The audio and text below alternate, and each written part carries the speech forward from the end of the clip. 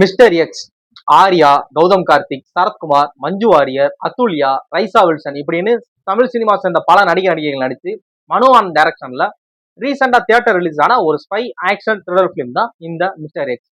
இந்த படத்தோட ஸ்டோரி என்ன அப்படின்னா, வணக்கம், நான் ஆனந்த். ஸ்டோரின்னு பாத்தீங்க அப்படின்னா, நந்தாதேவி ஹில்ஸ்ல வந்து ஒரு நியூக்ளியர் வெப்பன் வந்து மிஸ் ஆயிருது. அதை வந்து மிஸ் ஆனதுனால மக்கள் எல்லாருமே ரொம்ப பயங்கரமா பயப்படுறாங்க. ஆனா கவர்மெண்ட் என்ன சொல்லுது அப்படின்னா, அப்பெல்லாம் ஒண்ணு மிஸ் ஆகல, இது சும்மா ஒரு வதந்தி, யாரும் பயப்பட வேண்டாம், அந்த நியூக்ளியர் வெப்பன் நம்மகிட்ட தான் சேஃப்டியா இருக்கு அப்படின்னு சொல்லி இந்தியன் கவர்மெண்ட் ஒரு ஜியோ பாஸ் பண்ணுது. ஆனா உண்மையாவே அந்த நியூக்ளியர் வெப்பன் மிஸ் ஆயிருது. என்ன பிரச்சனை அப்படின்னா, அந்த நியூக்ளியர் வெப்பன் யாருக்கு கிடைக்குதோ அது ரொம்ப பவர்ஃபுல்லான ஒரு நியூக்ளியர் வெப்பன். ஏதாவது ஒரு நாடு வந்து இன்னொரு நாட்டுக்கு அகேன்ஸ்டா அந்த இதை வீச்சுனாங்க அப்படின்னா, அந்த நாட்டுல எந்த நாடு மேல வீசுறாங்களோ அந்த நாட்டுல வந்து ஒரு 50-60 வருஷத்துக்கு எந்தவித புல்லு பூண்டு கூட முளைக்காது, அந்த அளவு தரமட்டம் ஆயிரும். அப்படி ஒரு பவர்ஃபுல்லான ஒரு ஒரு வெப்பன் அது அப்படிங்கிற மாதிரி சொல்றாங்க. இதனால நம்ம வந்து எந்த இடத்துலயும் மக்களுக்கு தெரியக்கூடாது, தெரிஞ்சா பயங்கரமா பயந்து நம்ம வந்து எக்கனாமிக்கலா பயங்கரமா டவுன் சான்ஸ் இருக்கு. மற்ற நாடுகள் வந்து இதை வந்து அட்வான்டேஜ் யூஸ் பண்ணிக்குவாங்க. அதனால அப்பெல்லாம் எதுவுமே மக்கள் தெரிய வேணாம். ஆனா இதை வந்து நம்ம ஒரு சீக்ரெட் ஆபரேஷனா எடுத்துக்கிட்டு கண்டுபிடிப்போம் அப்படிங்கிற மாதிரி தமிழ் இந்தியன் கவர்மெண்ட் பிளான் பண்றாங்க. அந்த டீமுக்கு வந்து ஹெட்டா ஆர்யாவை இது நியமிச்சு அவருக்கு கீழே ஒரு டீமை ஃபார்ம் பண்ணி அந்த டீமை வந்து அனுப்புறாங்க. இந்த மாதிரி கண்டுபிடிச்சு கொண்டு வாங்க, இந்தியாவுக்கு வந்து கண்டுபிடிச்சு சேஃபா கொண்டு வாங்க அப்படிங்கிறாங்க. இதை தெரிஞ்சுக்கிட்ட மற்ற உலக நாடுகள் என்ன பண்றாங்க, அவங்களுமே சீக்ரெட் ஆபரேஷன் அவங்க ஒவ்வொரு நாட்டிலையும் இருக்கிற பவர்ஃபுல்லான டீம்ஸை வந்து இதுக்கு அனுப்புறாங்க. அதை எப்படியா நம்ம நாடு கொண்ட கிடைச்சிடும். ஏன்னா அந்த இது கிடைச்சிட்டு அப்படின்னா உலக நாடுகளே நம்ம நாடு தான் வலிமையான நாடு. நம்ம நாடுகிட்ட ஏதாவது ஒரு சண்டைக்கு வராங்க, ஏதாவது ஒரு விஷயம் பண்றாங்க அப்படின்னா அது ரொம்ப பயப்படுவாங்க. ஏன்னா நம்மகிட்ட இருக்கிற அந்த ஒரு வெப்பன் அப்படிப்பட்ட வெப்பன், அந்த மாதிரியான ஒரு ஸ்டேட்டுக்கு நம்ம போயிரும் அப்படிங்கிற மாதிரி எல்லாருமே அந்த இதுக்கு போட்டி போடுறாங்க. ஆர்யா அண்ட் அவர் டீம் வந்து இந்த வெப்பனை வந்து கண்டுபிடிக்கலையா, எப்படி கண்டுபிடிச்சாங்க அப்படிங்கிற ஒரு படம் தான் இந்த மிஸ்டர் எக்ஸ். ஆல்ரெடி இந்த படம் வந்து ஒரு ரீமேக் பிலிம் அப்படிங்கிறாங்க. ஏன் அப்படின்னா 2015ல ஹிந்தில ரிலீஸ் ஆன மிஸ்டர் எக்ஸ் 1957 அப்படிங்கிற ஒரு ஹிந்தி படத்தோட ரீமேக் அப்படிங்கிற மாதிரி இன்டர்நெட் எல்லாம் சொல்லிக்கிட்டு இருக்காங்க. அது எந்த அளவுக்கு உண்மைலாம் தெரியல.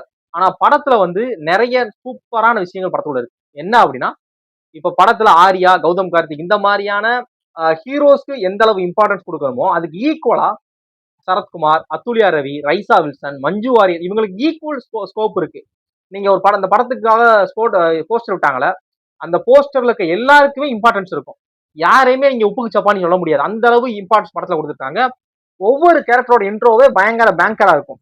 இப்ப படத்துல வந்து ஆர்யாவோட கதை, ஆர்யா வந்து ஒரு ஹீரோ அப்படிங்கிறப்ப அவரோட இன்ட்ரோடக்ஷன் எந்த அளவு பயங்கர ஒரு பேங்கரா ஒரு ஆக்ஷன் பிளாக்கா காமிக்கிறாங்களோ அதுக்கு ஈக்குவலா கௌதம் கார்த்திக் இருக்கு, அதுக்கு ஈக்குவலா சரத்குமாருக்கு இருக்கு, அதுக்கு ஈக்குவலா மஞ்சு வாரியர், ரைசா வில்சன் அப்படின்னு சொல்லி அந்த ஒவ்வொரு கேரக்டரோட ஓப்பனிங் இன்ட்ரோடக்ஷன் ஸ்டார்ட் இருக்குல்ல, அது ரொம்ப பயங்கரமான ஸ்டார்ட்டா வச்சிருப்பாங்க.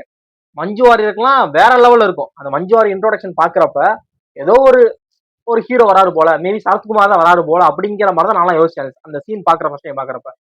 ஆனா அது ரிவீல் ஆகுறப்ப மஞ்சு வாரியர் அப்படிங்கிறதெல்லாம் பயங்கரமா இருந்துச்சு. அந்த கேரக்டர் கடைசி வரைக்கும் அது இருக்கும். அந்த கேரக்டர் கிட்ட இருக்கிற அந்த ஒரு ஹானஸ்டி அது கடைசி வரைக்கும் இருக்கும்.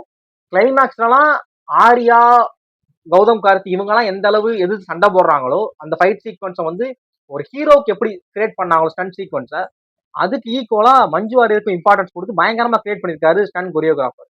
ஏன் அப்படின்னா கிளைமேக்ஸ்ல இவங்களுமே அந்த ஒரு ஒரு மிஷனை ஸ்டாப் பண்ணணும் அப்படிங்கிறதுக்காக இவங்க போற சண்டையெல்லாம் வேற மாதிரி இருக்கும்.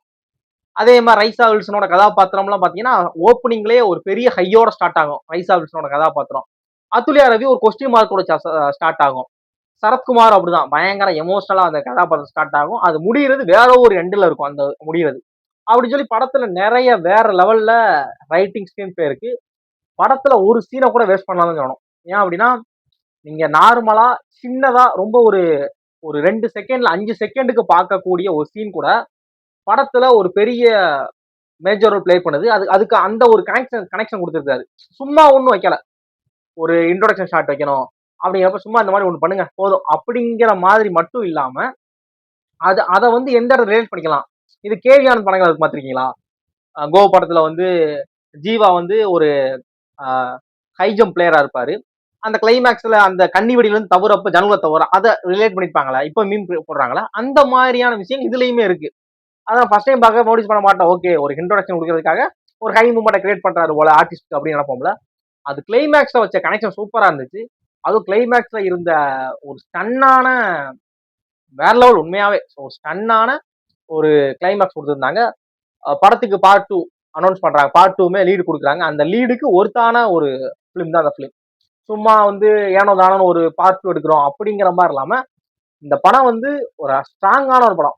படம் எந்த இடத்துலயாவது எனக்கு பிடிக்காம இருந்துச்சான்னு கேட்டா, படத்துல வரக்கூடிய எமோஷனல் சீன்ஸ் மட்டும் எனக்கு பெருசா கனெக்ட் ஆகல. படத்துல நிறைய எமோஷனல் சீன்ஸ் தான் இருக்கு. அந்த சென்டிமெண்ட் காட்சிகள் வந்து கொஞ்சம் கூட நான் சேடான மாதிரி எனக்கு ஃபீலே ஆகல. மற்றபடி படத்துல வரக்கூடிய சின்ன சின்ன காமெடி, சஸ்பென்ஸ், சஸ்பென்ஸ்லாம் உண்மையாவே சஸ்பென்ஸ் தான். கொஞ்சம் கூட எதிர்பார்க்கல. கொஞ்சம் கூட கெஸ் பண்ண முடியாத சஸ்பென்ஸா இருந்துச்சு. ஆக்ஷன் சீன்ஸ்லாம் பயங்கர ஃபிட்டா இருந்தாங்க. ஆர்யா, கௌதம் கார்த்திக், மஞ்சு வாரியர், சரத்குமார் அப்படிலாம் பயங்கர ஃபிட்டான ஆள். இவங்களுக்கு ஈக்குவலா மஞ்சு வாரியருக்கு கொடுத்துருக்க ஸ்கோப் தான் ஆச்சரியப்பட வைக்குது. இவ்வளவு ஈக்குவலா கொடுத்துருக்காங்களே அப்படிங்கிற மாதிரி. சும்மா நம்ம யோசிச்சு பாக்குறப்ப இந்த மாதிரி ஒரு கேரக்டர் உலர்த்தி போடுறாங்க அப்படின்னா, சும்மா அந்த கேரக்டர் வந்து அட்வைஸ் பண்ணிக்கிட்டே இருக்கும். இல்ல ஒரு ஒரு இன்ஸ்ட்ரக்ஷன் கொடுத்துக்கிட்டே ஏதாவது ஒரு பண்ணிக்கிட்டே இருக்கிற மாதிரியான பெருசா அதுக்கான ஒரு சண்டை காட்சிகள் வைக்க மாட்டாங்கல்ல. இதுல அப்படி இல்ல. சண்டை காட்சி நல்லா கொடுத்து நல்லா ஸ்கிரீன் ஸ்பேஸ் கொடுத்துருக்காங்க. எல்லாருக்குமே ஈக்குவல் இம்பார்ட்டன்ஸ் இருக்கு படத்துல. கண்டிப்பா 2.5 மணி நேரம் நீங்க படம் பாக்குறீங்க அப்படின்னா எந்த இடத்துலயுமே படத்தை தவிர்த்தோ இல்ல படம் உங்களுக்கு போர் அடிக்கிற மாதிரியோ வாய்ப்பே கிடையாது. அதுக்கு நீங்க ஷுவரா நல்லா சொல்ல முடியும். அதுக்கு வாய்ப்பே கிடையாது. நீங்க ஃபுல்லா ஜாலியா என்ஜாய் பண்ணுவீங்க இந்த படம் பாக்குறப்ப. படம் உங்க நியர்பை தியேட்டர்ல அவைலபிளா இருக்கு. ஒரு ஒர்த்தான படம் பார்த்த ஃபீல் தான். படத்தோட மியூசிக் ஸ்கோர் திபு நினன் தாமஸ் ஒருத்தர் சூப்பரா போட்டிருந்தாரு. நிறைய மியூசிக் ஸ்கோர் வந்து நல்லா வைபிங்கா இருந்துச்சு. கேட்கிறப்பவே படம் அந்த மியூசிக் ஸ்கோர் வந்து தீம் மியூசிக் வந்து நல்லா வைபா நம்ம ஏதோ அந்த பாட்டை படிக்கிற மாதிரி இந்த தகதி ததி தோம் தோம் இது ஒரு இந்த பாட்டு அந்த மாதிரியான ஒரு தீம் மியூசிக் இருக்குல்ல, அந்த மாதிரி இதுலயுமே தீம் மியூசிக் கொடுத்துருக்காங்க. அது நல்லாவே கனெக்ட் ஆகுது. படத்துல வந்து ஆர்யா இவங்களோட ஃபிட்னஸ் தான். ஆர்யாலாம் பாத்தீங்கன்னா பயங்கர ஸ்ட்ராங். அதுவும் அவர் போட்டிருக்க கொண்ட ஒரு சீன்ல கூட கலையல. அவ்வளவு ஸ்ட்ராங்கான ஆளுன்னு சொல்றேன் அவரை. ஒரு சண்டை காட்சிகள் இருக்கு அப்படின்னா கண்டிப்பா நானா கிளைமேக்ஸ் எதிர்பார்த்தேன். ரைட்டு கிளைமேக்ஸ் சீன் அப்படின்னா கண்டிப்பா டீசரை கழிச்சுக்கிட்டு தன்னோட பேர் பாடி லுக்ல முடியெல்லாம் விரிச்சு போட்ட மாதிரி ஒரு ஃபைட் இருக்கும் அப்படின்ற மாதிரி எதிர்பார்த்தேன். ஏன்னா காலங்காலமா தமிழ் சினிமா அப்படிதான் மோல்ட் பண்ணிருக்கு. அப்படி எதிர்பார்க்கிறப்ப அப்படிலாம் இல்லாம கடைசி வரைக்கும் தான் கட்டின கொண்டையை அவுக்காம அடிச்சிருக்காரு. அதெல்லாம் எவ்வளவு பெரிய ஒரு சாமர்த்தியம் யோசிச்சு பாருங்க. யூஸ்வலா பண்ற படங்கள்ல இருக்கிற மாதிரி கொண்டையை அவுத்துட்டு சிம்மராசியில சாத்துக்குமாரு பொண்ணு இவங்க ஆடுவாங்க இல்ல ஆனந்தராஜ் அந்த மாதிரி ஃபைட் சீனா இல்லாம நீட்டா கொண்டையை கட்டின கொண்டை அவுக்கவே இல்லை கடைசி வரைக்கும். கௌதம் கார்த்திக்குமே அந்த கேரக்டரை பயங்கரமா ஃபுல்லாவா பண்ணியிருந்தாரு. ஒரு நல்ல ஒரு ஸ்டார்டிங்கும் நல்ல ஒரு எண்டிங்கும் அந்த கேரக்டருக்கு இருந்துச்சு. சரத்குமாரோட கேரக்டர் வந்து ஸ்டார்ட் ஆகுறது ஒரு ஜோன்லையும் எண்ட் ஆகுறது வேற ஒரு ஜோன்லயும் இருக்கும். கொஞ்சம் கூட இதில் இந்த சஸ்பென்ஸ் எதிர்பார்க்க கேஸ் பண்ணவே முடியாது உங்களால. படம் உங்க நியர்பை தியேட்டர்ல அவைலபிளா இருக்கு. ஒரு ஒர்த் டு வாட்ச் தான் சொல்லணும். தாராளமா படத்தை பாருங்க. பார்த்துட்டு உங்க ஒப்பீனியன் மறக்காம ஷேர் பண்ணுங்க. தேங்க்ஸ் ஃபார் வாட்சிங்.